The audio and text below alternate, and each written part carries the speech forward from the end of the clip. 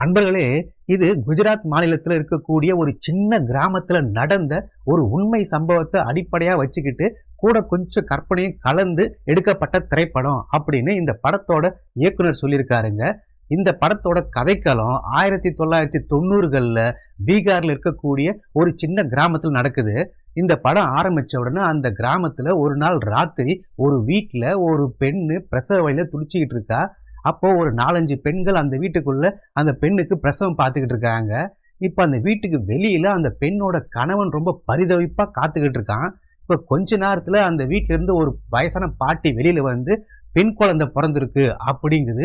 இத கேட்ட உடனே இந்த குழந்தையோட அப்பாவுக்கு முகமே மாறி போகுது. இப்ப கூட இருக்கிற மத்த ஆண்கள்லாம், சரி நடக்க வேண்டியத பாருங்க, சடங்குக்கு ஏற்பாடு பண்ணுங்க அப்படிங்கிறாங்க. இப்போ அடுத்த நாள் காலையில ஒரு அண்டா நிறைய பாலை நிரப்பி, இப்ப புதுசா பிறந்த அந்த பெண் குழந்தைய கொண்டு வந்து அந்த பெத்த தகப்பனே அந்த பால்ல முக்கி அந்த பெண் குழந்தைய கொலை பண்றான். அதாவது அந்த காலத்துல நம்ம தமிழகத்திலையும் பெண்கள் வந்து இப்ப குழந்தை பிறந்தா அவங்க வளர்ந்து அவங்களுக்கு வந்து நிறைய வரதட்சணை கொடுத்து திருமணம் செஞ்சு வைக்கணும். அவங்களுக்கு வந்து நாம தான் செலவு பண்ணணும், நமக்கு சோறு போட போறதில்ல அவங்க அப்படின்ட்டு ஏழ்மையான பெற்றோர்கள் குழந்தை பிறந்த உடனே அவங்களுக்கு கள்ளிப்பால் ஊத்தி கொலை பண்ற வழக்கம் நம்ம தமிழகத்துல இருந்துச்சு. அதே போலதான் அங்கேயும் இந்த பெண் குழந்தைங்க பிறந்தா அதை வந்து பால்ல முக்கி கொலை பண்ற வழக்கம் இருந்திருக்கு. அந்த சடங்கு தான் இவங்க செய்யறாங்க. இப்போ அந்த ஊர்ல ஒரு திருவிழா நடக்குது. அந்த திருவிழால ஆடலும் பாடலும் நிகழ்ச்சி வச்சிருக்காங்க. அந்த நிகழ்ச்சியில நடனம் ஆடுறதுக்கு கூட உண்மையான பெண்கள் இல்ல, ஆண்கள் தான் பெண்கள் போல வேடமிட்டு அந்த ஆபாசமா நடனம் ஆடுறாங்க. அத்தையும் அந்த ஊர் ஆண்கள் எல்லாம் என்னவோ கறி கடைக்கு முன்னாடி நிக்கிற நாய் மாதிரி ஆன்னு சொல்லி விட்டுக்கிட்டு அந்த நடனத்தை பாக்குறாங்க. ஏன்னா அந்த ஊர்ல இது போல காலங்காலமா பிறக்கிற பெண் குழந்தைகளை எல்லாம் வந்து தொடர்ந்து அந்த பால்ல முக்கி கொலை பண்ணிட்டே வர்றதுனால இப்போ அந்த ஊர்ல பெண்களே இல்லாம போயிட்டாங்க. இருக்கிறதே ஒரு 4, 5 பெண்கள் தான். அவங்களும் 70 வயசை கடந்த வயசான பெண்களா இருக்காங்க. அதனால ஆண்கள் திருமணம் செஞ்சுக்க பெண்கள் இல்லாம தவிக்கிறாங்க. ஒரு ஆணும் 50 வயசு 60 வயசு ஆகிக்கூட திருமணம் ஆகாம கன்னி பசங்களாவே சுத்திக்கிட்டு இருக்காங்க. அதனால அவங்க காஞ்சி போயிருக்காங்க. இப்படி ஆண்கள் வேடமிட்டு பெண்கள் போல நடனம் ஆடினா கூட அத்தை கூட ஆணு சொல்லி விட்டுட்டு பாத்துக்கிட்டு இருக்கானுங்க. இதுல இந்த ஊர்ல ஜாதி பிரச்சனை வேற இருக்கு. மேல் ஜாதி கீழ் ஜாதி அப்படின்ட்டு. அதுல மேல் ஜாதியை சேர்ந்தவங்க பெரும்பான்மை அந்த ஊர்ல இருக்காங்க. அதுல மேல் ஜாதியை சேர்ந்த ராம்சரண் அப்படிங்கிற ஒருத்தர் இந்த ஊருக்கு தலைவரா இருக்காரு. அதாவது நாட்டாவ மாதிரி இருக்காரு. அவருக்கும் அவரோட மனைவி சில காலத்துக்கு முன்னாடி இறந்து போயிட்டாங்க. அவங்க வீட்டுல வந்து அவருக்கு 5 மகன்கள் இருக்காங்க. இவன் எல்லாருக்குமே 7 கலந்த வயசு ஆகுது. இதுல மூத்தவன் அந்த ஊர்லயே இருக்கிற தொடக்கப்பள்ளியில வாத்தியாரா வேலை செய்யறான். கடைசி பையன் அந்த பக்கத்து ஊர்ல போயிட்டு காலேஜ்ல படிச்சுட்டு வரான். காலேஜ் ஸ்டூடெண்டா இருக்கான். இடையில இருக்கக்கூடிய 3 பேரும் விவசாயம் பண்றானுங்க. அவங்களுடைய சொந்த நிலத்திலே வந்து விவசாயம் பார்த்துக்கிட்டு இருக்கானுங்க. இப்போ இந்த 5 பசங்களும் வீட்டுல உட்காந்து சாப்பிட்டுக்கிட்டு இருக்காங்க. இந்த சின்ன பையன் தான் வந்து இவங்களுக்கு சமைச்சு போடுறான். அதாவது இவன் வந்து ஒரு கீழ் ஜாதியை சேர்ந்த வேலைக்காரனா இருக்கான் இவன் வீட்டுல. இந்த பையன் தான் சமைச்சு போட்டுட்டு இருக்கான். அந்த சாப்பாடு நல்லா இல்ல அப்படின்னு சொல்லி இந்த மூத்த பையன் அப்பா கிட்ட சண்டை போடுறான். ஐயோ அப்பா, நீ எல்லாம் என்னையா அப்பா, இதுல வேற ஊர் தலைவர் நாட்டாமன்னு சொல்லி திரியிறியே, எனக்கு ஒரு கல்யாணம் பண்ண உனக்கு வக்கு இருக்காயா? எனக்கு காலகாலத்துல கல்யாணம் பண்ணிருந்தீங்கன்னா என் மனைவி வந்து விதவிதமா சாப்பாடு செஞ்சு போட்டிருப்பா, சமைச்சு போட்டிருப்பா, நம்மளும் வாய்க்கு ருசியா சாப்பிட்டுருக்கலாம் இல்லையா? இப்படி இவன் கையால சாப்பிட வேண்டிய தலையெழுத்தா போச்சு அப்படிங்கிற மாதிரிலாம் புலம்புறான். உடனே இந்த அப்பா சொல்றாரு, டே மகனே, நான் மட்டும் என்ன சும்மாவாடா இருக்கேன், உனக்கு பொண்ணு தேடாமையா இருக்கேன், நானும் தொடர்ந்து உனக்கு பொண்ணு தேடிட்டு தானே இருக்கேன், நம்ம குடும்ப ஜோசியிட்ட சொல்லி வச்சிருக்கேன்டா, அந்த ஆள் மறுபடியும் நாளைக்கு வீட்டுக்கு வரன்னு இருக்காரா, நான் மறுபடியும் அதை பத்தி பேசுறேன்டா, நீ கவலைப்படாதா அப்படிங்கிறாரு. இப்போ அன்னைக்கு ராத்திரி ஆகுது. அந்த ஊர்ல இருக்கிற ஆண்கள் எல்லாம் வந்து அப்படியே சாரசாரியா ஒரு வீட்டுக்குள்ள போறாங்க. அதுவும் சினிமா தியேட்டர்ல டிக்கெட் வாங்கிட்டு உள்ள போற மாதிரி அங்க டிக்கெட் வாங்கிட்டு அந்த வீட்டுக்குள்ள போறாங்க. என்னன்னு பார்த்தா அந்த வீட்டு உரிமையாளர் இந்த விசிஆர் மாதிரி டெக்கை கொண்டு வந்து அதுல ஆபாச படங்கள் நீலப்படங்கள்லாம் போட்டு காட்டுறான். அதுக்கு டிக்கெட் வாங்கிட்டு காசு வாங்கிட்டு ஆட்களை உள்ள விட்டு அந்த படம் காட்டுறான். அங்கேயும் ஜாதி பிரச்சனை இருக்கு. இதுல வந்து மேல் ஜாதிக்காரன் பெஞ்சில் உட்காரணும், கீழ் ஜாதிக்காரன் கீழே உட்காந்து பார்க்கணும் அப்படிங்கிற மாதிரிலாம் அங்க ரூல்ஸ் போட்டு வச்சிருக்காங்க. அதுல இந்த வயசான கிழவனும் அந்த ஆபாசம் படம் பார்த்துக்கிட்டு அது பாட்டு தேம்பி தேம்பி அழுவுது. ஐயோ, இந்த மாதிரி சுகலாம் நம்ம அனுபவிக்காம சாக போறோமே, நம்ம வாழ்க்கையில இந்த மாதிரி ஒரு சந்தோஷம் நம்ம அனுபவிச்சதே இல்லையே, இந்த மாதிரி சிற்றின்பெல்லாம் நம்ம செஞ்சதே இல்லையே, பார்த்ததே இல்லையே அப்படின்ட்டு ஏக்கமா அந்த படத்தை பார்த்து இந்த கிழவன் அழுவுது. இது ஏற்கனவே இந்த ஊர் ஆண்கள் எல்லாம் வந்து திருமணம் ஆகாம 7 வயசு ஆகி அப்படியே காஞ்சி போயிருக்கானுங்க, தவிச்சு போயிருக்கானுங்க. இதுல இந்த மாதிரி நீல படங்கள்லாம் பார்த்தோன்னா சும்மா இருக்குமா? அவங்களுக்கு இன்னும் அதிகமா உணர்ச்சி அதிகமாகுது. இப்ப எல்லாம் படத்தை பார்த்து வெளியே வரானுங்க. குறிப்பா நம்ம வாத்தியார் வந்து அப்படியே இந்த இருட்டுல திரு முழிச்சுக்கிட்டே அக்கம் பக்கம் பார்த்துக்கிட்டே வர்றான். வந்து நேரா அவங்க வீட்டு மாட்டு தொழுவத்துக்குள்ள போயிட்டு கதவை உட்டாப்பல் போட்டுக்கிறான். இப்ப கொஞ்ச நேரத்துல அந்த மாடு வந்து மான்னு கத்துது. பாருங்க, இவனுங்க மாட்டை கூட விட்டு வைக்கல, அந்த அளவுக்கு காஞ்சி போயிருக்கானுங்க இவனுங்க. இப்போ அடுத்த நாள் இந்த ஊர் ஐயர், அதாவது இந்த ஜோசியக்காரர் வந்து இந்த ராம்சரண் வந்து பாக்குறாரு. அப்போ ராம்சரண் கேட்கிறாரு, என்ன ஐயரே, நானும் இவ்வளவு நாளா சொல்லிக்கிட்டு இருக்கேன், என் பையனுக்கு ஏன் நீ பொண்ணே பார்க்க மாட்டேங்கிற அப்படின்னா, அதுக்கு இந்த ஐயர் சொல்றாரு, என்ன தலைவரை பேசுறீங்க, நான் எங்க பார்க்காம இருக்கேன், உங்களுக்கு தெரியாது என்ன, நம்ம ஊர்ல மட்டும் இல்ல, சுத்துப்பட்டுல இருக்கிற 18 பட்டி கிராமத்துலயுமே வந்து எங்கேயுமே பொண்ணு இல்ல, எல்லாமே ஆமைலாம் இருக்காங்களே, நானும் இன்னும் எக்ஸ்ட்ரா மற்ற ஊர்லாம் போய் தேடிட்டு தான் இருக்கேன், கூடிய சீக்கிரத்துல நான் உன் பையனுக்கு நான் ஒரு பொண்ணை பார்க்கறேன், கவலைப்படாத அப்படின்ட்டு இவங்க 2 பேரும் பேசிக்கிட்டு இருக்காங்க. அதே சமயத்துல இந்த வாத்தியார்கிட்ட இவனோட நெருங்கிய நண்பர் வர்றான். வரும்போது சந்தோஷமா கையில பத்திரிகை கொண்டு வந்து, மச்சி எனக்கு கல்யாணம் நிச்சயம் ஆயிடுச்சுடா, அடுத்த வாரம் கல்யாணம், நீ அவசியம் வந்துடும்டா அப்படிங்கிறான். இதை கேட்டவொடனே இந்த வாத்தியாருக்கு ஒரே ஆச்சரியம். ஏ மாப்பிள்ள, என்னடா சொல்ற, உனக்கு கல்யாணம் நிச்சயமா, எனக்கு மட்டும் எப்படா பொண்ணு கிடைச்சது அப்படிங்கிற மாதிரி இவன் ரொம்ப ஆச்சரியமா கேட்கறான். அதுக்கு இந்த நண்பன் சொல்றான், ஒன்னில மாப்பிள்ள, எங்க அப்பா எங்கேயோ வெளியூர்ல போயிட்டு தேடி பிடிச்சி ஒரு பொண்ணை பார்த்து நிச்சயம் பண்ணிட்டாரா, அடுத்த வாரம் எனக்கு கல்யாணம்டா, நீ அவசியம் கல்யாணத்துக்கு வந்துடுறா அப்படின்னு சொல்லிட்டு போறான். இதை கேட்ட உடனே அந்த வாத்தியாருக்கு ரொம்ப பொறாமையா இருக்கு. நேரா வீட்டுக்கு வர்றான். வந்து பார்த்தா இவங்க ஐயரும் அவங்க அப்பா உட்காந்து பேசிக்கிட்டு இருக்காங்க. அப்பாவை பிடிச்சி ஏறுன்னு ஏறுறான். யோ, நீ எல்லாம் ஒரு தகப்பனாயா, அங்க போய் பாரியா, என் நண்பனை பப்புவை போய் பாரியா, அந்த கருவாயனுக்கெல்லாம் வந்து பொண்ணு கிடைச்சிச்சியா, அவங்க அப்பன் தான் உண்மையா அப்பன், எங்கேயோ தேடி பிடிச்சி அசலூர்ல போயிட்டு பட்டணத்துல போயிட்டு அவனுக்கு பொண்ணு பார்த்து நிச்சயம் பண்ணுவான்ட்டான், அடுத்த வாரம் கல்யாணம், அது ஒரு பத்திரிக்கை கொடுத்துட்டு போயிட்டாயா அப்படி இப்படின்னு அவங்க அசிங்கமா திட்டிட்டு அந்த ஆலயத்துல கூட்டிட்டு போனோன்னு உடனே ராம்சரண் ஐயர்கிட்ட கேட்கறேன், என்ன ஐயர் இதெல்லாம்னா, அட இருப்பா, எனக்கே ஆச்சரியமா இருக்கு, நான் முதல்ல போயிட்டு அவங்க அப்பா கிட்ட போய் எங்க பொண்ணை பார்த்தா அப்படின்ற டீட்டெயில் தெரிஞ்சுட்டு வந்துடுறேன் அப்படின்ட்டு உடனே அவசர அவசரமா அந்த ஐயரு அந்த புது மாப்பிள்ளையோட வீட்டுக்கு போறாரு. அங்க பார்த்தா அவங்க அப்பங்காரன் கல்யாணத்துக்கு வீட்டுல வந்து சுண்ணாம்பெல்லாம் அடிச்சு வீட்டை சுத்தம் பண்ணிட்டு இருக்கான், ரெடி பண்ணிட்டு இருக்கான். இவரை பார்த்தோன்னா, ஐயரே வாங்க வாங்க, நானே உங்களை வந்து பார்க்கலாம்னு நினைச்சேன், என் பையனுக்கு அடுத்த வாரம் கல்யாணம் வச்சிருக்கேன், நீங்க தான் அந்த மந்திரம்லாம் ஓதி என் பையனுக்கு திருமணத்தை நடத்தி வைக்கணும் அப்படிங்கிறாரு. உடனே நம்ம ஐயர் சொல்றாரு, ஐயோ அதெல்லாம் இருக்கட்டும், முதல்ல உனக்கு எங்க பொண்ணு கிடைச்சது அந்த டீட்டெயில் சொல்லியா, எப்படியா கிடைச்சது, அதெல்லாம் விளக்கமா சொல்லியா அப்படின்னு தான் அவர் சொல்றாரு.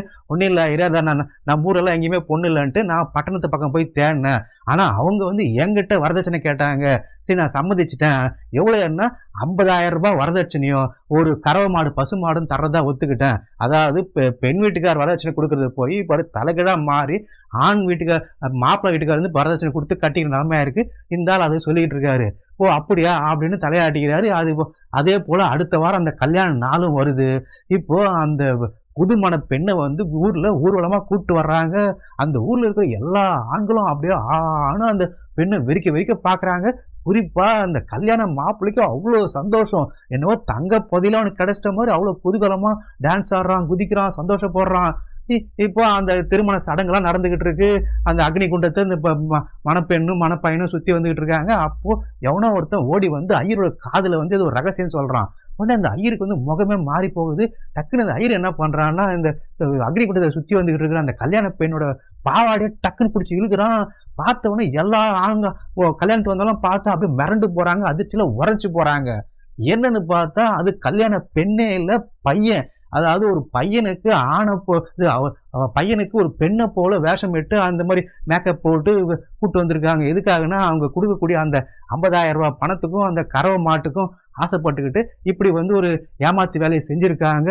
இதை பார்த்து எல்லாமே அதிர்ச்சி ஆகிறாங்க. குறிப்பா பாவம் இந்த மாப்பிள்ள தான் அப்படியே அதிர்ச்சியில உறைஞ்சு போறான். இப்போ அவன் எப்படி பாக்குறான்னா, டே அவன் பையனா இருந்தாலும் பரவாயில்லடா, நான் கல்யாணம் பண்ணிக்கிறேன், எனக்கு கொடுங்கடா அப்படிங்கிற மாதிரி தான் ஏக்கமா பாக்குறான் இந்த மாப்பிள்ள.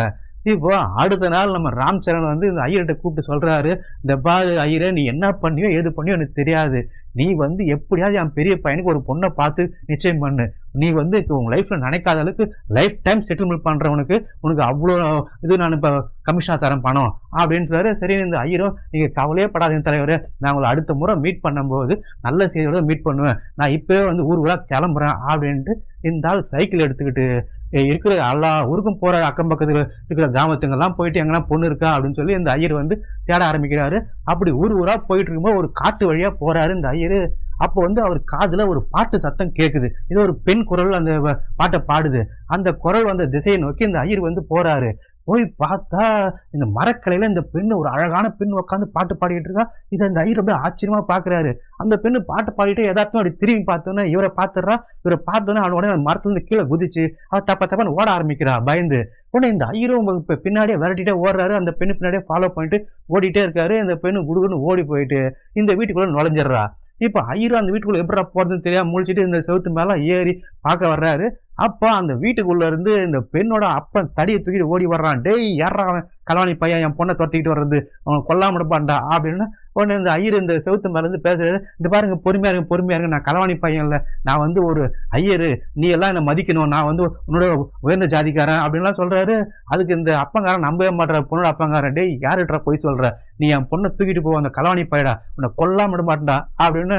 உடனே இந்த ஐயர், ஐயோ கொஞ்சம் பொறுமையா, நான் உண்மையில ஐயர் தாயா, நான் ப்ரூவ் பண்றேன் அப்படின்னு சொல்லி அந்த ஐயருங்க ஓதக்கூடிய அந்த மந்திரம் எல்லாம் ஓதுறாரு. இந்த சுக்லாம் பரதம் சசிவர்ணம் அப்படின்ற மாதிரி சொல்லுவாங்க இல்லையா, அந்த மாதிரியான மந்திரம் எல்லாம் வந்து அவர் ஓதனோன்னு தான் இவருக்கு வந்து நம்பிக்கையே வருது இந்த பெண்ணோட அப்பாவுக்கு. சரி சரி ஐயரே, கீழே இறங்கி வாங்க அப்படின்னு சொல்லி இந்த ஐயரை இறங்கி வர வச்சுன்னு கீழே உட்காந்து 2 பேரும் பேச ஆரம்பிக்கிறாங்க.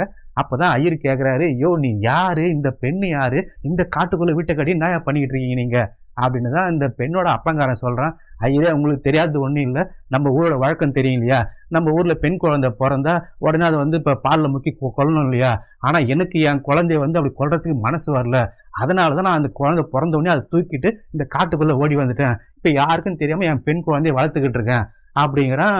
உடனே நம்ம ஐயர் சொல்றாரு, சரி அதெல்லாம் ஓகேயா, ஆனா இப்ப இந்த பெண்ணு வளர்ந்துட்டா, வயசுக்கு வந்துட்டா, இப்போ ஒரு கல்யாண வயசுல இருக்கா, இன்னும் இவளுக்கு கல்யாணம் பண்ணாம இருக்கே, அது மிகப்பெரிய பாவம்யா, ஒரு வயசுக்கு வந்த பெண்ணை கல்யாணம் பண்ணி கொடுக்காம இருக்கிறது நீ பண்ற அது பண்ற பெரிய பாவம், அந்த பாவம்னு 7 ஜென்மத்துக்கு சுத்திக்கியா அப்படின்னா. சரி நான் என்ன ஐயரை பண்ணணும் அப்படின்னா, முதல்ல உன் பெண்ணுக்கு ஒரு நல்ல வரனா பார்த்து கல்யாணம் பண்ணுவையா அப்படின்னா, நான் எங்க போய் தேடுறது நல்ல வரனுக்கு அப்படின்ற மாதிரி இவன் கேட்டேன்னு. நீ கவலையே படாத, என்கிட்ட ஒரு அருமையான சம்பந்தம் இருக்கு, பையன் வந்து கவர்மெண்ட் மாப்பிள்ள, கவர்மெண்ட் வேலை செய்யறான், வாத்தியாரா இருக்கான், அவங்க அப்பா அந்த ஊருக்கே நாட்டாம ஊர் தலைவரா இருக்காரு, நீ கொடுத்து வச்சுவன், நீ நினைச்சாலும் இவ்வளவு ஒரு வசதியான சம்பந்தம் கிடைக்காது அப்படின்னா. சரி ஓகே ஐயரே, நீங்க கூட்டு வாங்க அவங்கள, நான் பாக்குறேன், மாப்பிள்ளை எனக்கு பிடிச்சிருந்தா நான் கட்டித்தரேன் ஐயரே அப்படின்னு சம்மதிக்கிறான். உடனே நம்ம ஐயரும் சந்தோஷமா வந்து ரிட்டர்ன் ஊருக்கு வராரு. வந்து இப்ப ராம்சரனை கூப்பிடுறாரு, யோ ராம்சரனே எங்கேயா இருக்க, வெளியே வாயா, ஒரு சந்தோஷமான செய்தியா அப்படிங்கிறாரு. என்ன ஐயரு அப்படின்னா, இது போல ஒரு பையனுக்கு ஒரு பொண்ணு கிடைச்சிருச்சா, சூப்பரா இருக்கியா பொண்ணு, அப்படியே இருக்கு, கிளி மாதிரி இருக்கியா, அப்படியா இப்ப வர்ணிக்கிறாரு. அப்படியா, உண்மையாவா, இப்ப போலாமா, ஆனா கண்டிப்பா போலாம் வாயா அப்படின்னு.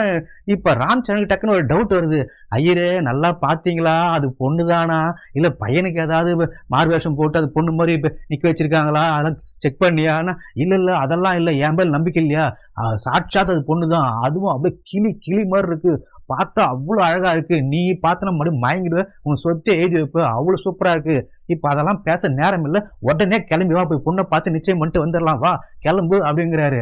சரியா, இப்போ வந்து என் மூத்த பையன் வீட்டுல இல்லையே, என்ன பண்றது அப்படின்னா, அவன் எல்லாட்டி போறான், அவனோட போட்டோ இருக்குல்ல அதை மட்டும் எடுத்துக்கோ அப்படிங்கிறாரு. சரின்னு பார்த்தா இப்ப அந்த கடைசியா காலேஜ் படிக்கிற பையன் தான் வீட்டுல இருக்கான். டே தம்பி வாடா, ஜீப் ஏறா, வந்து ஜீப் ஓட்டுறா அப்படின்ட்டு அவனை கூப்பிட்டுக்கிட்டு இந்த 3 பேரும் கிளம்பி ஜீப் எடுத்துக்கிட்டு விறுவிறுன்னு அந்த பொண்ணோட வீட்டுக்கு மறுபடியும் போறாங்க.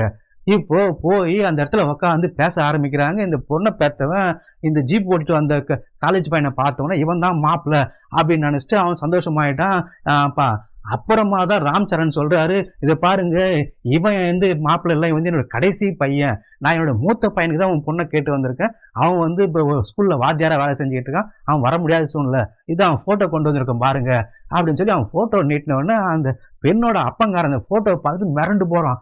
ஐயோ, என்ன இவரு பார்க்கறதுக்கு ரொம்ப முரட்டுத்தனமா இருக்காரு, நான் வந்து என் குழந்தைய உலகம் தெரியாம வளர்த்துட்டேன், இவ வந்து ரொம்ப சாஃப்டான பெண்ணு, ரொம்ப மென்மையான பெண் என் பொண்ணு, இவரை பார்த்தா ரொம்ப முரட மாதிரி இருக்காரு, இவருக்குலாம் என் பொண்ணு தாங்காது, இது செட் ஆகாது, நீங்க வேற சம்பந்தம் பாத்துங்க, கிளம்புங்க அப்படிங்கிறான்.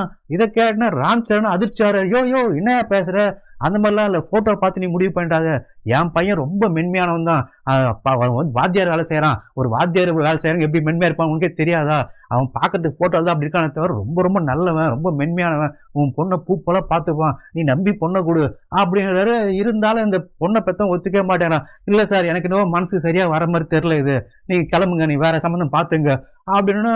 இவருக்கு இன்னும் அது இதுவாகுது. உடனே ராம்சரண் சொல்றாரு, பாருங்க கொஞ்சம் பொறுமையா இருங்க, நீங்க வந்து சும்மா கட்டி தர தேவையில்ல, நீங்க கேட்கிற வரதட்சணை தரேன், அதாவது 1 லட்சம் ரூபாய் வரதட்சணை தரேன் அப்படின்னு ஒண்ணு அவ்வளவுதான் அப்படியே ஷாக் ஆகி நிக்கிறான். பொண்ணை பார்த்துவன். என்னது 1,00,000? ஆமா, 1,00,000 பணம் தர, என் பொண்ணு உன் பொண்ணு எனக்கு கட்டி கொடுயாமா பையனுக்கு. அவனா உடனே இருந்தாலும் அந்த 1,00,000 ஆசைப்பாடுன்னு இவன் சம்மதிச்சிடறான். ஏன்னா அந்த காலகட்டத்துல அந்த ஏழ்மையில் இருக்கவங்களுக்கு 1,00,000 பெரிய அமௌண்ட். சரின்னுறான். சரி, ஓகே, அப்ப அப்பயே நிச்சயம் பண்ணிட்டு இவங்க பாட்டு கிளம்பி வீட்டுக்கு போகலான்னு சந்தோஷமா வர்றாங்க. அடுத்த வாரம் கல்யாணம் நிச்சயம் பண்ணிட்டாங்க. இவங்க ஜீப்ல வந்துகிட்டு இருக்காங்க. அப்பதான் அந்த ஐயரு ஒரு சந்தேகத்தை கேட்கிறாரு ராம்சரன்கிட்ட. எல்லாம் சரி தலைவரே, இப்போ பெரிய பையனுக்கு நிச்சயம் பண்ணிட்டு அவன் அடுத்த வாரம் கல்யாணம் பண்ணி வச்சுட்டு போற. அவன் அடுத்த வாரத்துல இருந்து இப்ப உங்க வீட்டுல பொன்னாடி பக்கத்துல படுத்துப்பான். அவன் உல்லாசமா இருப்பான். அதே சமயம் இன்னும் 4 பிள்ளைங்களும் 7 வயசாகி உங்க வீட்டுல தான் இருக்கானுங்க. இவன் மட்டும் பெரிய மட்டும் பொன்னாடி பக்கத்துல படுக்கும்போது அவங்களுக்கு ஏக்கம் இருக்காதா? அவங்களுக்கு அந்த ஆசையும் உணர்ச்சி இருக்காதா? அப்போ அவங்க என்ன பண்ணுவானுங்க? ஏங்கி போவானுங்களே அப்படின்ற மாதிரி கேட்டோன்னா, ஆமா இல்ல, இது நியாயமான விஷயம் தானே அப்படின்ற மாதிரி இவங்க ராமச்சந்திரன் யோசிக்கிறாரு. டக்குன்னு அவருக்கு ஒரு விஷயம் தோணுது. டே தம்பி, நிப்பாட்டுற ஜீப், அப்படியே திரும்ப யூட்டன் போடுற மறுபடியும் பொண்ணு வீட்டுக்கு போலாம் அப்படிங்கிறாரு. அவருக்கு ஏதோ ஒரு யோசனை வந்துருச்சு. சரி, திரும்ப அந்த ஜீப்பை எடுத்துட்டு இவங்க பொண்ணு வீட்டுக்கு போறாங்க. போனே இப்ப பொண்ணை பார்த்தனை கூப்பிட்டு மறுபடியும் ராமச்சந்திரன் பேசுறாரு. இந்த பாருங்க, நான் ஒரு விஷயத்த சொல்றேன், பொறுமையா கேளுங்க. அதாவது இப்ப நான் உங்க பொண்ணை என் பெரிய பையனுக்கு கட்டிட்டு போயிடுறேன். அதுக்கப்புறம் எனக்கு இருக்குது இன்னும் 4 பசங்க இருக்கானுங்க. அந்த 4 பசங்க நான் எங்க போய் பொண்ணை தேடுறது? உங்களுக்கே தெரியும், எங்கேயுமே பொண்ணு கிடைக்கல. அதனால நீங்க ஒரு வேலை பண்ணுங்க, உங்க இந்த பொண்ணையே எங்க 5 பையனுக்கும் கல்யாணம் பண்ணி கொடுத்துருங்க. 5 பையனும் உங்க பொண்ணுக்கு தாலி கட்டி வாழட்டும். இந்த பஞ்சபாண்டவர்கிட்ட பாஞ்சாலி வாழ்ந்த மாதிரி வாழ்ந்துட்டு போட்டோம். என்ன சொல்றீங்க அப்படின்னா, இதை கேட்டா அதிர்ச்சி ஆகுறாரு இந்த பொண்ணு அப்ப. சார், என்ன சார் பேசுறீங்க? ஒரு பெரிய மனுஷன் பேர நீங்க பேசுறீங்க, இதெல்லாம் நடைமுறைக்கு ஒத்து வருமா? கொஞ்சம் மனசாட்சி எல்லாம் பேசுறீங்களா? அப்படி தாம் தூன் கத்துனோன்னு உடனே ஒரே வார்த்தை சொல்றாரு ராமச்சந்திரன், நீ சும்மா கொடுக்க தேவையில்ல, நான் உனக்கு வரதட்சணையா 1,00,000 ரூபாய் ஒரு கறவை மாடு தரேன். இவரு ஆண் பாக்குறாரு. அதான் நல்லா புரிஞ்சுக்கோ, ஒண்ணு மட்டும் இல்ல, ஒரு பையனுக்கும் கணக்கு போட்டு 5 பிள்ளைங்களுக்கு 5 லட்சம் 5 கறவை மாடு தரேன் அப்படின்னு அப்படியே வாயடைச்சு போறான் இந்த பொண்ணை பெத்தவன். ஓகேன்னு சம்மதிச்சிடறான். இப்ப உடனே கல்யாணம் ஏற்பாடு நடக்குது. இந்த ஒரு பெண்ணை 5 பேரும் சேர்ந்து தாலி கட்டுறானுங்க. அந்த கல்யாணம் நல்லபடியா முடிஞ்சிட்டு அன்னைக்கு ராத்திரியே ஃபர்ஸ்ட் நைட்டுக்கு ஏற்பாடு பண்றாங்க. இப்ப அந்த 5 பேரும் தண்ணி அடிச்சுட்டு உட்காந்துட்டு டிஸ்கஸ் பண்றாங்க. இப்போ ஃபர்ஸ்ட் நைட்டு யார் போயிட்டு முதல்ல அட்டன் பண்றது அப்படின்ட்டு 5 அனந்தமியில உட்காந்து பேசுறானுங்க. அதுல இந்த மூத்தவன் வாத்தியார் என்ன பண்றான்னா, டே தம்பி, அந்த கேலண்டர் கொண்டு வா, நான் அவன் டைம் டேபிள் போட்டு தரேன் அப்படிங்கிறான். அதை எடுத்து குத்தவனா அவன் என்னன்றான், நான் மூத்தவன், நான் திங்கக்கிழமை போறேன். அதுக்கு அடுத்து 2வது தம்பி செவ்வாய்க்கிழமை போட்டோம், 3வது தம்பி புதன்கிழமை போட்டோம், 4வது தம்பி வேலைக்கிழமை போட்டோம், 5வது தம்பி வெள்ளிக்கிழமை போட்டோம். இப்படி ஒரு நாளைக்கு ஒருத்தர் போயிட்டு வரலாம். இன்னைக்கு முதல் நாள் நான் போறேன் அப்படின்ட்டு இவனு டிஸ்கஸ் பண்ணிட்டு இருக்கானுங்க. இவன் கூட சேர்ந்து இவங்க அப்பாவும் தண்ணி அடிச்சுட்டு இருக்காரு. இதை பாக்குற இவங்க அப்பாவுக்கு சரியான கோவம் வருது. ஒன்னு காட்சி பேசி கத்துறாரு, டே என்னடா பேசிட்டு இருக்கீங்க, நீங்களா ஒரு பிள்ளைங்களாடா, உங்களெல்லாம் என் பசங்க சொல்லிட்டு எனக்கு அசிங்கமாகுறா, அவமானமாகுறா அப்படின்னு கண்ணாமன் கத்துறாரு, திட்டுறாரு. உடனே இந்த பையன் கேட்கறான், பெரியவன் எதுக்காக பேசுற அப்படின்னா, ஏன்னா அவங்களுக்கு ஒரு மனசாட்சின்னு இருக்கா? கல்யாணம் இது நான் இத்தனை வருஷத்துல நான் என் பொண்டாட்டி உங்க அம்மா இறந்ததுக்கு அப்புறம் இத்தனை வருஷம் ஆச்சு, அப்படி இருந்தா எவ்வளவு ஒழுக்கமா இருக்கேன். ஆனா என் பிள்ளைங்க இப்படி ஒரு இதுவா இருக்கீங்களே, ஒரு கேவலமா இருக்கீங்களே, உங்களெல்லாம் மனசாட்சி இல்லையா, நல்ல எண்ணமே இல்லையா அப்படிங்கிற மாதிரி பேசுறாரு. அப்பா, நீ என்ன சொல்லுவாரு புரியல, எனக்கு கொஞ்சம் விளக்கமா சொல்லு அப்படின்னு அவர் என்ன சொல்றாருன்னா, டே கண்ணா, நானும் இப்போ உங்க அம்மா இறந்து பல வருஷம் ஆகி போச்சு, பெண் வாடியே இல்லாம வாழ்ந்துட்டேன்டா, உங்களுக்காகவே நான் உழைச்சு ஓடா போயிட்டேன்டா, என்னையும் கொஞ்சம் நினைச்சு பாருங்கடா. நீங்க இந்த வாரத்துல திங்கக்கிழமையிலிருந்து வெள்ளிக்கிழமை வரைக்கும் உங்களுக்கு 5 பேர் சரியா போகுது இல்லையா, மிச்சம் சனி ஞாயிறு பேலன்ஸ் இருக்குல்ல, அந்த சனி ஞாயிறு நான் பயன்படுத்திக்கிறேன்டா, அந்த 2 நாள் நானும் அவட்ட குடும்பம் நடத்திக்கிறேன்டா, என்னையும் கொஞ்சம் நினைச்சு பாருங்கடா அப்படிங்கிறான் இந்த மானம் கேட்ட அப்ப. இதை கேட்டு இந்த வெக்கம் கேட்ட பசங்களும், ஆமாம்பா நீ கேட்கறது நியாயமா தாங்குது, சரிப்பா அப்படின்னு சம்மதிக்கிறானுங்க. அது மட்டும் இல்லாம இன்னைக்குதான் ஞாயிற்றுக்கிழமை, சோ நீயே இன்னைக்கு ஆரம்பிச்சு வச்சிரு, போயிட்டு முதலிரவு நீ அட்டன் பண்ணு போ அப்படிங்கிறானுங்க. இந்த மாதிரி உட்காந்து பேசிக்கிட்டு இருக்கானுங்க. இதெல்லாம் எதுவுமே தெரியாத இந்த அப்பாவி பெண்ணு இந்த ஃபர்ஸ்ட் நைட் ரூமுக்குள்ள தூங்கிக்கிட்டு இருக்கா. இப்படி இந்த மாதிரி அந்த பெண்ணை கூறு போட்டு வித்துக்கிட்டு இருக்கானுங்க வெளியில. இப்போ அந்த ராத்திரி இந்த மாமங்காரன் ஃபர்ஸ்ட் நைட் ரூம்குள்ள வர்றான். அந்த இருட்டறையில போறான். இந்த பெண்ணுக்கு வந்தது யாரும் கூட தெரியாம அந்த இருட்டறையில அன்னைக்கு ராத்திரி முழுக்க அந்த பெண்ணோட அவன் முதலிரவு அட்டன் பண்றான் மாமனாருக்காரன். மறுநாள் காலையில ஒரு 5:30-6 மணிக்கு பொழுது விடியும் போது அந்த பெண்ணு பக்கத்துல தூங்கிட்டு இருக்கா. பக்கத்துல நல்ல கொரட்டை சத்தம் கேக்குது. யாரா அது கொரட்டை விட்டு இருக்காங்க அப்படின்னு எழுந்திரிச்சு பார்த்தா மாமனார் படுத்துக்கிட்டு இருக்கான் பக்கத்துல. அப்பதான் அந்த பெண்ணுக்கே தெரியுது ராத்திரி வந்தவன் இந்த மாமனாரு அப்படின்ட்டு. ஏன்னா அந்த 5 பேர்ல அவனை ஒருத்தனா அவன் நினைச்சிட்டு இருந்தா. இப்பதான் தெரியுது மாமனாருன்னு. இருந்தாலும் அவளால என்ன பண்ண முடியும்? அவளால எந்த எதிர்ப்பையும் அவளால தெரிவிக்க முடியாது. அந்த பெண்ணு ஒரு அப்பாவி பெண்ணு, படிக்காத இந்த மாதிரி கிராமத்து பெண்ணு, எதுவுமே பண்ண முடியல. இப்ப எந்திரிச்சு வெளியே வந்து வேலையை பார்க்கலாம் ஆரம்பிக்கிறா. இதுக்கப்புறம் தான் அந்த பெண்ணுக்கு பிரச்சனையே ஆரம்பிக்குது. ஏகப்பட்ட வேலை கொடுக்குறானுங்க. அது வந்து அந்த கிராமத்து வீடுன்றதால அவங்க வீட்டுல நிறைய மாடுகள் இருக்கு. அந்த மாட்டு தொழுவத்துல போயிட்டு அந்த மாட்டு தொழுவத்தெல்லாம் சுத்தம் பண்ணணும், அந்த சாணத்தெல்லாம் அள்ளணும், அந்த மாட்டுக்கு புல்லு கொண்டு வந்து போடணும். இந்த பெண்ணுக்கு அந்த மாடெல்லாம் பழக்கம் இல்லாதனால அந்த மாடு அப்படியே முட்டை வருது. அந்த பொண்ணு பயப்படுறா.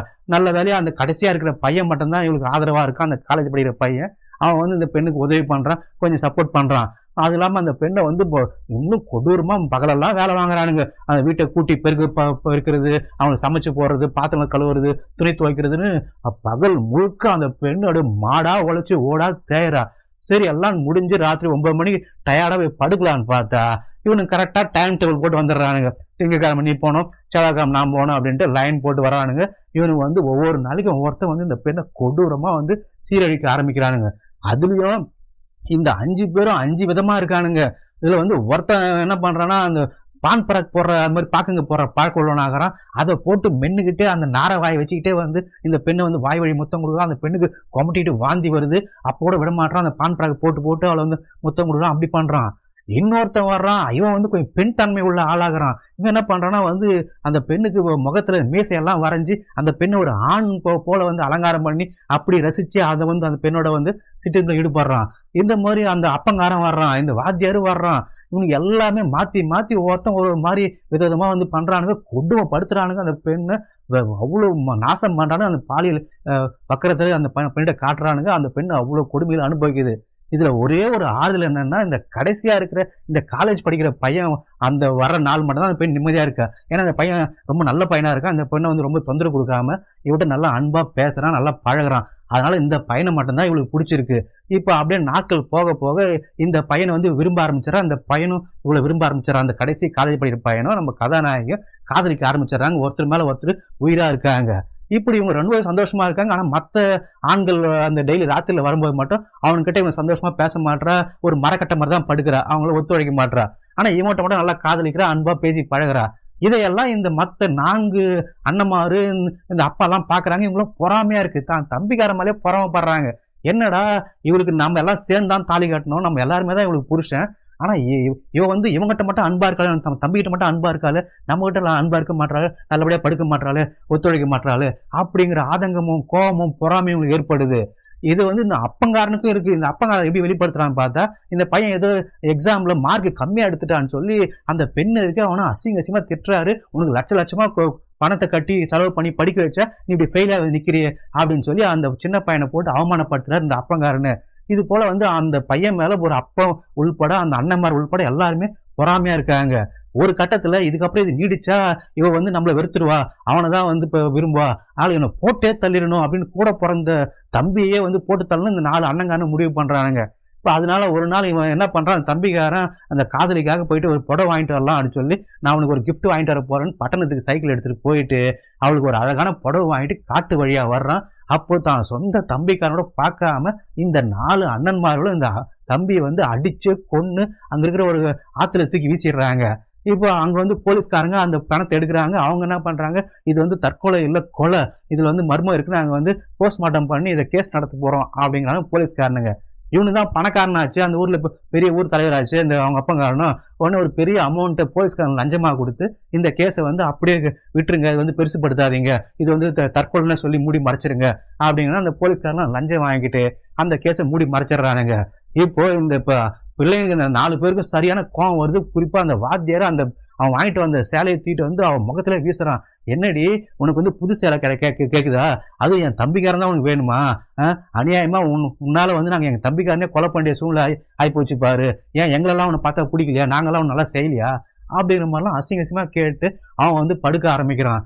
பாவம் இந்த பெண்ணுக்கு அந்த வீட்டுல இருந்த ஒரே ஆறுதல் இந்த கடைசி பையன்தான். இப்ப அவனையும் போட்டு தள்ளிட்டானுங்க. இந்த பெண்ணு நரக வேதனை அனுபவிக்கிறா. இப்போ ஒரு விஷயம் யோசிக்கிறா, சரி இவனுக்கிட்ட இருந்து இப்படி நம்ம கஷ்டப்பட்டு இது பண்ண முடியாது, நம்ம எப்படியாவது இந்த விஷயத்தெல்லாம் நம்ம அப்பாவுக்கு தெரியப்படுத்திடணும், நம்ம அப்பா வந்து நம்ம காப்பாத்தி அப்பா வீட்டையே கூட்டு போயிடுவாரு அப்படின்னு நம்புறா. அதனால இந்த வேலைக்கார பையன்கிட்ட உதவி கேட்கறா, டே கண்ணா நான் எங்க அப்பாவுக்கு ஒரு லெட்டர் எழுதியிருக்கேன்டா, அது எப்படியாவது தயவு செஞ்சு இந்த ஊர் போஸ்ட் ஆஃபீஸ்ல கொண்டு போயிட்டு போஸ்ட் பண்ணிடுறா, அந்த லெட்டரை பார்த்துட்டு எங்க அப்பா வந்து இவங்ககிட்ட இந்த மீட்டு கூட்டு போயிடுவாரா அப்படிங்கிறா. உடனே இந்த வேலைக்கார பையனும் சரிக்கா நான் செய்யறேங்க, அவங்க உதவி பண்றேங்கன்ட்டு இவ எழுதி கொடுத்த லெட்டரை கொண்டு போயிட்டு போஸ்ட் பண்றான். அந்த லெட்டர் கிடைச்சு கொஞ்ச நாள் கழிச்சு இந்த பெண்ணோட அப்பா வர்றாரு. பாருங்க எப்படி மாறி போயிருக்கான். அவங்க அப்பங்கார பிச்சைக்காரன் மாதிரி இருந்தவன் இப்போ பெரிய லட்சாதிபதி ஆயிட்டான். கார் வச்சிருக்கான், செல்போன் வச்சிருக்கான், கோட் ஷூட் போட்டுன்னு கண்ணாடி போட்டுன்னு அப்படியே ஸ்டைல்லாம் அவங்க வீட்டுக்கு வர்றான். வந்த உடனே இந்த சம்பந்தி கிட்ட ராமச்சந்திரன் ரொம்ப கோபமா பேசுறான். அந்த ஆளு, யோ நீ ஒரு பெரிய மனுஷனா என்ன நினைச்சிட்டு மனசுல நீ அப்படி இப்படி தாம் தூன்னு கத்துறான். உடனே ஒரு எல்லாம் பிள்ளைங்களும் ராமச்சந்திரன் கேட்கறாங்க, என்ன ஆச்சு சம்பந்தி, ஏன் இப்படி பேசுறீங்க அப்படின்னா, என்ன ஆச்சா, நீங்க என்ன காரியம் பண்ணிருக்கீங்க எனக்கு தெரியாது நினைச்சிட்டீங்களா அப்படின்னா, என்ன சொல்லுங்க பொறுமையா பேசுங்க அப்படின்னா, நீங்க என்ன சொல்லி இப்ப முன்ன திருமணம் செஞ்சீங்க, 5 பேருக்கு 5 லட்சம் 5 கரம் பண்ணு சொல்லி திருமணம் பண்ணீங்க. ஆனா இப்போ நீ சேர்ந்து என் பொண்ணோட குடும்பம் நடத்திட்டு இருக்க, அப்ப இன்னொரு லட்சமோ இன்னொரு மாடும் எவன்டா கொடுக்குறது அப்படின்னு கேக்குறான். இந்த கேவலமான இந்த அப்பங்காரன். இதான் அவன் பிரச்சனையாடா, இந்த இன்னொரு லட்சம் இன்னொரு கரம் மாடு வாங்கிட்டு போடா அப்படின்ற மாதிரி அத்தையும் தூக்கி விசில் அடிக்கிறாங்க. அவன் முதல்ல அந்த பணத்தெல்லாம் எடுத்துக்கிட்டு திரும்பி அவன் பொண்ணை கூட பார்க்காம வீட்டுல வெளியே போக பாக்குறான். அப்போ இவங்களா சொல்றானுங்க, ஏன்பா இவ்வளவு தூரம் உன் பொண்ணை கூட பார்க்காம போறியோ, பார்த்து பேசிட்டு போ அப்படின்னா, ஆமாம்மா இல்ல அப்படின்னு சொல்லி பொண்ணு இருக்கிற ரூமுக்குள்ள போயிட்டு, என்னம்மா அப்படின்னு சொல்லி நல்லா கூட கேட்கல, என்னம்மா கேட்டு, இந்த பாருமா உண்மையிலே நீ என் ராஜாத்திம்மா, என்னை பெத்தவம்மா, என் குல தெய்வம்மா அப்படின்னு சொல்லி அந்த பொண்ணை பாராட்டுறான். நீ கண்டி அப்பாவுக்கு போன் லெட்டர் போலன்னு வச்சுக்க, இந்த படுபாவையும் நீ ஏமாத்திருப்பானுங்கம்மா, உன்னால அப்பா 1 லட்சம் பணமும் ஒரு கறவை மாடம் இழந்திருப்போம்மா, இப்ப உன்னால்தான் எனக்கு லாபம், நல்ல வேலை பண்ணம்மா அப்பாவுக்கு, நீ சரிம்மா அப்பா போயிட்டு வரமா அப்படிங்கிறான். அதாவது அந்த பெண் என்ன சொல்ல வர்றா, பிரச்சனை என்ன, எதுவுமே காது கொடுத்து கேட்காம இது வரைக்கும் பேசிட்டு அந்த ஆள் பாட்டுக்கு விறுவிறுன்னு கிளம்பிடுறான். இப்ப இவனுக்கு கம்னு இருப்பாங்களா, இவங்களுக்கு சரியான கோபம் வருது. ஏண்டி எவ்வளவு தைரியம் இருந்தா நீ உங்க அப்பாவுக்கு லெட்டர் போட்டு வர வச்சிருப்ப, அவன் என்ன புடிங்கிடுவானா எங்களை பாரு, அவனே ஒரு கேப் மாதிரி என்கிட்ட பணத்தை வாங்கிட்டு போதான் வந்தான், அவனுக்கு அவன் முதல்ல வீசிட்டான் பணத்தை அப்படின்னு சொல்லி மறுபடியும் போட்டு அடிச்சு கொடுமைப்படுத்துறானுங்க. ராத்திரில பாலியல் சித்திரவதை பண்றானுங்க, பகலெல்லாம் போட்டு அடிக்கிறானுங்க, அவ்வளவு கொடுமைப்படுத்துறானுங்க. இப்போ இந்த பொண்ணு முடிவு பண்றா, இனிமேல் இவனுக்கிட்ட வாழ முடியாது, நம்ம வாழ்ந்தா இவனுங்க அடிச்சே நம்மளை கொன்றுவானுங்க, பாலியல் வன்கொடுமை செஞ்சு நம்மளை கொன்றுவானுங்க, அதனால நம்ம எங்கேயாவது கண் காணாம ஓடி போய் பழிச்சுக்கலாம் அப்படின்னு நினைக்கிறா. ஆனா அவளுக்கு இந்த வீட்டை விட்டு அந்த ஊரை விட்டு வெளியே போட தெரியாது. இந்த ஊர் எல்லைக்கு எப்படி போறது, எந்த தெருவில் நுழைஞ்சு இந்த ஊர்ல வெளியே போறது மட்டும் தெரியாது அந்த பெண்ணுக்கு. அவ்வளவு அப்பாவி பெண்ணு. ஆனா இந்த வேலைக்கார பையன்கிட்ட உதவி கேட்கறா, டே தம்பி கடைசியா ஒரு முறை அக்காவுக்கு உதவி பண்ணிடுறா, இவனுக்கு என்ன அடிச்சே கொண்டுறான்னு போடுறா, நான் ஏதாவது ஒரு ஊர்ல எங்கேயாவது போய்ச்சிக்கிறேன்டா, இந்த ஊர் எல்லா வரைக்கும் கொண்டு போய் விட்டுறா, அதை தாண்டி நான் எங்கேயா போயிடறேன்டா ப்ளீஸ் தான் தம்பி அப்படின்னு இந்த பையன்கிட்ட கெஞ்சினவொடனே, சரிக்கா நான் உதவி பண்றேங்க அப்படின்னு இந்த பையன் ரிஸ்க் எடுக்கிறான். ஸோ இந்த பையன் கூப்பிட்டுட்டு ஓடுறான், இவங்க அந்த ஊர் இலையில கூட்டு விடலான்ட்டு இந்த பையனும் அந்த பெண்ணும் அந்த ஊரை தாண்டி போடலான்னு விட்டு ஓடும்போது இதுவும் இந்த விஷயம் அவனுக்கு தெரிஞ்சது, இந்த 5 அனந்தமிழ் விஷயம் தெரிஞ்சிருது. இந்த பையனை கூப்பிட்டுட்டு அவங்க வெளியூர் ஓடுறா அப்படின்னு தெரிஞ்சுக்கிட்டு இவனுங்க ஜீப் எடுத்துட்டு கையில துப்பாக்கி எடுத்துக்கிட்டு வெட்டிட்டு வரானுங்க. இவங்க ஊர் எல்லை கிட்ட கடந்து போறாங்க. அந்த நேரத்துல கரெக்டா இவனுங்க பிடிச்சிடுறானுங்க. அப்படியே கொடூரமா அந்த துப்பாக்கி எடுத்து அந்த வேலைக்கார பையனை அந்த துப்பாக்கியில சுட்டு சாகடிக்கிறானுங்க. அந்த பையன் பரிதாபமா அந்த இடத்துல அந்த ஸ்பாட்ல விழுந்து இறந்து போறான். இப்போ இந்த பெண்ணை அடிச்சு தரன்னு இழுத்துட்டு போறானுங்க வீட்டுக்கு. உனக்கு அவ்வளவு திமிராயி போச்சா, ஓடுகாரி நாயே, உன்னை என்ன பண்றான் பாருடி அப்படின்னு சொல்லி இந்த பெண்ணை கூட்டு போயிட்டு அந்த வீட்டுல இருக்கிற மாட்டு தொழுத்துல போயிட்டு இந்த செங்கிலியை போட்டு இந்த பெண்ணை கட்டுறானுங்க. அதாவது மாடுகளோட சேர்ந்து நீ மாடுகளோட மாடா இரு அப்படின்னு சொல்லி மாட்டு தொழுத்துல செங்கிலி போட்டு கட்டி வச்சிடறானுங்க. அப்படி மாட்டு தொழுத்துல வச்சாலும் இவனுங்க அந்த டைம் டேபிள் பிரகாரம் டெய்லி யாரு திங்கக்கிழமை இவன் செவ்வாய்க்கிழமை போனோம் இல்லையா, அந்த மாதிரியான இது மட்டும் மிஸ் பண்ணாம ராத்திரியானா அவளை பாலியல் வன்கொடுமை பண்றதுக்கு மட்டும் வந்துடுறானுங்க. ராத்திரில இப்போ வன்கொடுமை பண்றானுங்க, பகலெல்லாம் அந்த பெண்ணை இப்படி சங்கிலி போட்டு அடைச்சி வச்சிருக்காங்க. அதே சமயம் இந்த இறந்து போன கொலை செய்யப்பட்ட இந்த பையன் கீழ் ஜாதிகார் பையன் அப்படின்னாலும் இந்த பையனுக்கு ஒரு தாய் மாமன் இருக்கான், அவன் வாழ்ட்டு ஆசாமியா இருக்கான். அவன் அந்த ஊர்க்காரங்கெல்லாம் சொல்லி உசுப்புறான், இவங்க நம்ம ஜாதிகார பையனை என் மச்சான் கொண்டுட்டானுங்க, அதுக்கு நம்ம பழி வாங்கணும், அந்த அந்த ராம்சரண் குடும்பத்தையே வெட்டி சாய்க்கணும், என் கூட வாங்க நம்ம எல்லாம் வெட்டி சாய்க்கலாம் அப்படின்ட்டு அந்த ஊர்க்காரன்ல உசுப்புறான். ஆனா அந்த ஊர்க்காரங்க யாருமே அதுக்கு சம்மதிக்க மாட்டாங்க, பயப்படுறாங்க. ஏன்னா அவங்க எல்லாம் ஏழ்மையானவங்க, கீழ் ஜாதிக்காரங்க, பயப்படுறாங்க. சரி நீங்க எல்லாம் இட்டு போங்க, நானே தனிமையில போறாது. இந்த செத்து போன பையனுக்கு ஒரு அண்ணங்காரன் இருக்கான், இவன் கொஞ்சம் மாநிலம் பாதிக்கப்பட்டவனா இருக்கான், இந்த என் பெரிய மச்சானை வச்சுக்கிட்டு நான் ஒத்தாலும் அவங்க எல்லாரும் வெட்டி சாய்க்க போறேன், நான் பழி வாங்காம விட மாட்டேன் அப்படின்ட்டு இந்த முரட்டு தாய் மாமா ஒரு சபதை எடுத்துக்கிட்டு கிளம்புறான். அவன் என்ன பண்றான், ஒரு நாள் நடு ராத்திரியில அவங்க வீட்டுல போயிட்டு அந்த எல்லாம் வெட்டி சாய்க்கலான்ட்டு அவங்க வீட்டு பின்வாசல் பக்கமா அவங்க காம்பவுண்ட் செவரு வெடி குதிச்சு உள்ள போலான்னு பாக்குறான். அப்படி போற வழியில பார்த்தா மாட்டு தொழுவம் இருக்கு. அந்த மாட்டு தொழுவத்துல இந்த பெண்ணை கட்டி போட்டு வச்சிருக்காங்க. இந்த பெண்ணு அவனுக்கு சீரழிச்சு வச்சிருக்காங்க, அப்படியே அலங்கோலம் படுத்துக்கிட்டு இருக்கா. இதை பாக்குற இந்த முரட்டு தாய் மாமன் காம்புங்க இவனுக்கு மூடு வந்துருது. ஏன்னா இவங்களாம் காஞ்சி போயிருக்காங்களா, ஆல்ரெடி பெண்கள் இல்லாம இவங்களாம் கல்யாணம் ஆச்சு, இதை பார்த்துன்னு இவனுக்கு மூடு வந்து இவனும் இந்த தாய்மா அந்த கீழ் ஜாதிக்காரங்க அந்த பையனும் இவங்களை வந்து பலாத்காரம் பண்றான், கொடூரமா வந்து இவங்களை வந்து சீரழிக்கிறான். அது அந்த பெண்ணுக்கு அது கூட தெரியல வந்தது யாரு, இவன் வந்து அந்த 5 பேர்ல ஒருத்தனா வேற ஆளான்னு எதுவுமே தெரியாம, நினைவே இல்லாம அரை மயக்கத்துல சாப்பாடு தண்ணி இல்லாம அந்த பொண்ணு படுத்துக்கிட்டு இருக்கா. இது மாதிரி நடக்குது. இந்த இந்த முரட்டு ஆசாமியும் இந்த கீழ்ஜாதிக்காரனும் இதையே வாடிக்கை ஆகிக்கிறான். அதாவது தினசரி ராத்திரில அவனுங்க ஒரு 10-12 மணிக்கு மேல வந்து போனதுக்கு அப்புறம் ஒரு 2 மணிக்கு மேல இவன் வந்து அந்த பெண்ணை சீரழிச்சிட்டு போறான். இப்படியே சில நாட்கள் ஓடுது. கொஞ்ச நாள் கழிச்சு பார்த்தா இவங்க வீட்டுல வேலை செய்யறதுக்கு ஆள் இல்லை, அவங்க சாப்பாடு செய்யறதுக்கும் ஆள் இல்லை, எந்த ஒரு வேலை செய்யறதுக்கும் ஆள் இல்லைன்ட்டு புதுசா இன்னொரு பையனை வேலைக்கு நியமிக்கிறாங்க. ஒரு கீழ்ஜாதிக்கார பையனை வந்து வேலைக்கு கொண்டு வராங்க. அந்த பையன் வந்து பார்த்துட்டு தான் அந்த பெண்ணு கொஞ்சம் கஞ்சி தண்ணி கொடுத்து கொஞ்சம் உசுரை வந்து மீட்டு வைக்கிறான். வெறும் உசுறு மட்டும் தான் அந்த பெண்ணு ஊசலாடிக்கிட்டு இருக்கு. அப்பவும் இவனுங்க ராத்திரி ஆனா அந்த வேலையை விடவே மாட்டேங்கிறானுங்க. அந்த பெண்ணை வந்து சீரழிச்சுட்டே இருக்காங்க. இதனால அந்த பெண்ணு கர்ப்பமாகறா. கர்ப்பமாகி அவ கொஞ்சம் கொஞ்சமா வயிறு வீங்க ஆரம்பிக்குது. இவ கர்ப்பமா இருக்கான்னு தெரிஞ்சவங்க கூட இவனுங்க விட மாட்டானுங்க. அப்பவும் இந்த பெண்ணை வந்து இப்படி பாலியல் பலாத்காரம் பண்ணிக்கிட்டே இருக்காங்க. ஒரு கட்டத்துல இந்த பெண்ணு நிறை மாத கர்ப்பிணி ஆயிடுறா. அப்பதான் இந்த ஐயரு வீட்டுக்கு வந்து ஒரு விஷயத்த சொல்றான். நீங்க வந்து உங்களுக்கு அதிர்ஷ்டம் அடிச்சிருக்கு, உங்க வீட்டுக்கு வந்து ஒரு வாரிசு வரப்போகுது, அந்த பெண்ணு வந்து ஒரு ஆண் குழந்தைய பெத்து கொடுக்க போறா, நீங்க வந்து மிகப்பெரிய ஒரு கோடீஸ்வரர் ஆக போறீங்க, உங்களுக்கு அதிர்ஷ்டம் கொட்ட போகுது அப்படிங்கிறான் இந்த ஐயரு. உடனே இவங்க எல்லாம் கேட்டு சந்தோஷமா வரானுங்க. அப்போ ஒரு சின்ன பிரச்சனை வருது. சரி ஓகே, அந்த குழந்தைக்கு அப்பா யாரு அப்படிங்கிற பிரச்சனை வருது. உடனே இந்த வாத்தியார் சொல்றான், இதுல என்ன சந்தேகம், நான் தான் மூத்தவன், நான் தான் அந்த குழந்தைக்கு அப்பா, எனக்கு பிறந்தது அந்த குழந்தை அப்படிங்கிறான். உடனே இந்த அப்பங்காரன் சொல்றான், டே நீ என்ன லூசாடா, அவளுக்கு வந்து முதலிரவு நடத்துனது நான் தானே, அப்படி பார்த்தா அந்த குழந்தை எனக்கு தான் உருவாயிருக்கும், ஸோ வந்து அந்த குழந்தை எனக்கு தான் சொந்தம், நீ உங்களுக்கு வந்து ஒரு தம்பி பாப்பா பிறக்க போறான்டா அப்படிங்கிறான் இந்த ஊர் தலைவன் அந்த அப்பங்காரன். இதை கேட்டு இந்த பிள்ளைங்களை சம்மதிக்கிறாங்க. சரிப்பா, நீயே அந்த குழந்தைக்கு அப்பா வந்துட்டு போ, நான் வந்து அந்த குழந்தைக்கு அண்ணனா இருந்துட்டு போறோம் அப்படிங்கிற மாதிரி சம்மதிக்கிறாங்க. இப்போ இந்த ராம்சரண் என்ன பண்றாருன்னா, மாட்டு தொழுத்துல இருந்து அந்த பெண்ணை வீட்டுக்குள்ள கூப்பிட்டு வந்துடுறாரு. தனக்கு வந்து அதிர்ஷ்டம் அடிக்க போகுது அப்படின்ட்டு அவளுக்கு வந்து நல்ல புது புது புடவை எல்லாம் கொடுத்து அவளை சிங்காரிச்சு நகை நட்டெல்லாம் போட்டு அவளை ராணி மாதிரி பாத்துக்கிறாரு. அவரு கை காலெல்லாம் அமைக்கி விட்டு அவளுக்கு அவ்வளவு சேவை செய்யறாரு. அந்த அளவுக்கு அந்த பெண்ணை வந்து இப்போ கொண்டாட ஆரம்பிச்சிட்டாரு. அவளை வீட்டுக்குள்ள ராணி மாதிரி நடத்துறாரு. அதுக்குள்ளயும் இந்த விஷயம் ஊருக்குள்ள காட்டுத்தீயா பரவுது, இது போல இந்த பெண்ணுக்கு குழந்தை பிறக்க போகுது அப்படின்ட்டு. இதை தெரிஞ்சுக்கிட்ட இந்த முரட்டு தாய் மாமா என்ன பண்றான்னா, அவன் வந்து அந்த ஊர் ஜாதி மக்கள் எல்லாம் ஒண்ணு சேர்த்து ஒரு பிரச்சனை உருவாக்குறான். இப்போ நல்லா கவனிங்க, என் செத்து போனா மத்தியா என்னுடைய மச்சாங்காரன், அந்த பையனும் இந்த பெண்ணும் வந்து ஒருத்தருக்கு ஒருத்தர் காதலிச்சாங்க. அதனாலதான் வந்து அந்த வீட்டை விட்டு ஓடி போயிடலாம் 2 பேரும் ஓடி போனாங்க. அப்பதான் இவனுக்கு வந்து கண்டுபிடிச்சு என் மச்சானை சுட்டு சாவடிச்சிட்டானுங்க. அதனால அந்த பெண்ணோட வயிற்றுல இருக்கிறது செத்து போன என் மச்சான மூலயமா உருவான கரு. சோ அந்த குழந்தை செத்து போன என் மச்சானுக்கு சொந்தம். அதாவது இப்போ என் மச்சானோட அண்ணங்காரந்த அரலூஸ் இருக்கான் இல்லையா, இவனுக்கு தான் அந்த குழந்தை சொந்தம். அதனால நம்ம போயிட்டு முறைப்படி அவன்கிட்ட வந்து அந்த பொண்ணை வந்து மீட்டு வரணும். அந்த பொண்ணும் அந்த பொண்ணோட வயிற்றுல வளர்ற குழந்தையும் நம்ம ஜாதிக்கு நம்ம இனத்துக்கும் என் மச்சானுக்கும் சொந்தம், நம்ம போய் கூட்டு வரலாம் வாங்க அப்படின்னு சொல்லி அந்த இனத்தை அந்த ஜாதி மக்கள் எல்லாம் உசுப்பி இவங்க எல்லாரையும் படையா திரட்டிக்கிட்டு இவங்க வீட்டு வாசல்ல போய் நிக்கிறான் தாய் மாமங்காரன் அந்த ஜனத்தோட. இப்ப என்னப்பா விஷயம் அப்படின்னு சொன்ன உடனே ராம்சரண் என்ன சொல்றாருன்னா, சரி ஓகேப்பா, அந்த பொண்ணு வீட்டுல உள்ளதா இருக்கா, நான் போயிட்டு அலங்காரம் பண்ணி கூப்பிட்டு வரேன், நீ கொஞ்சம் வெயிட் பண்ணுங்கப்பா அப்படின்னு சொல்லி நிதானமா சொல்லிட்டு வீட்டுக்குள்ள போயிட்டு பெருசா துப்பாக்கி எடுத்துட்டு வருவாரா. வந்து டேய் எவ்வளவு தைரியம் இருந்தா என் வீட்டு வாசல்ல நின்று என்னையே பொண்ணு கேட்பீங்க அப்படின்ட்டு எல்லாரும் சுட்டு தள்ளுறம் பாடுறான் அப்படின்ட்டு அவர் பால் டம்மு டம்னு சுட ஆரம்பிச்சிடுறாரு. இவங்க எல்லாம் செதறி ஓட ஆரம்பிச்சிடுறாங்க. இப்போ இந்த பிள்ளைங்க எல்லாம் சொல்றாங்க, அப்பா இந்த கீழ் ஜாதிக்காரனுக்கு இவ்வளவு தைரியம் வந்துருச்சா, இவங்களை சும்மா விட இவங்களை எல்லாரும் வெட்டி சாக்கணும்பா அப்படின்றாங்க. உடனே ராம்சரண் அதான் சொல்ற, ஆமாண்டா இதுக்கப்புறம் இவங்களை சும்மா விடாது, இனிமே இந்த கீழ் ஜாதிக்காரன் நம்ம ஊர்ல ஒருத்தன் இருக்கக்கூடாதா, எல்லாருமே சுட்டு சாவடிடா வெட்டி சாவடிடா போங்கடா அப்படின்னு சொல்லி இந்த 4 அண்ணன் தம்பியிலும் வாழ்த்தி வழி அனுப்பிக்கிறாரு பிள்ளைங்கள ராம்சரண். இப்போ இவங்களும் வந்து கிளம்பி அவனுக்கு பாட்டுக்கு தடியை தாம எடுத்துட்டு ஓடுறானுங்க.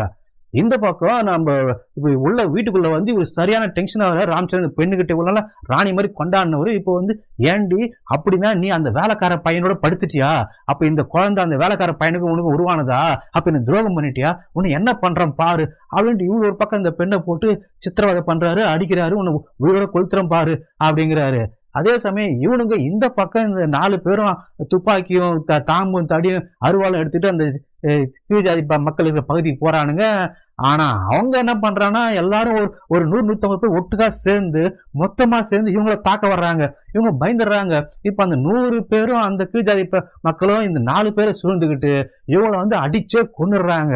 அதே சமயம் எங்க வீட்டுக்குள்ள பார்த்தா இந்த ஆள் வந்து நான் உன்னை கொளுத்தாம விட மாட்டேன், நீ எங்க ஜாதிக்கே கலங்கத்தை ஏற்படுத்திட்ட, நீ எனக்கு தேவையே இல்லை பாரு அப்படின்ட்டு அந்த பெண்ணை வந்து கிருஷ்ணா ஊத்தி கொளுத்தலாம் அப்படின்னு போகும்போது இப்ப இந்த வீட்டுல வேலை செஞ்சுட்டு இருக்க அந்த வேலைக்காரன் பையன் வந்து கத்தி எடுத்து வந்து ராம்சரோட முதுகுல சதக்குன்னு குத்துறான். அப்படியே அந்த இடத்துல சரிஞ்சு இந்த ராம்சரன் இறந்து போறாரு. அங்க அந்த கலவரத்துல அந்த 4 அந்த அண்ணன் தம்பிகள் இறந்து போறானுங்க. கொஞ்ச நேரம் கழிச்சு இந்த பெண்ணுக்கு பிரசவ வலி ஏற்பட்டு ஒரு அழகான பெண் குழந்தை பிறகுது. இந்த இடத்துல இந்த படம் முடியுதுங்க. அன்பர்களே, இந்த படம் உங்களுக்கு பிடிச்சிருந்தா இது போல உண்மை சம்பவங்களை தழுவி எடுக்கப்பட்ட திரைப்படங்களை நீங்க பார்க்க விருப்பப்பட்டா இப்பவே நம்முடைய இந்த சேனலை சப்ஸ்கிரைப் செய்து பக்கத்துல இருக்க பெல் பட்டனையும் ஆன் செய்து வச்சுக்கோங்க.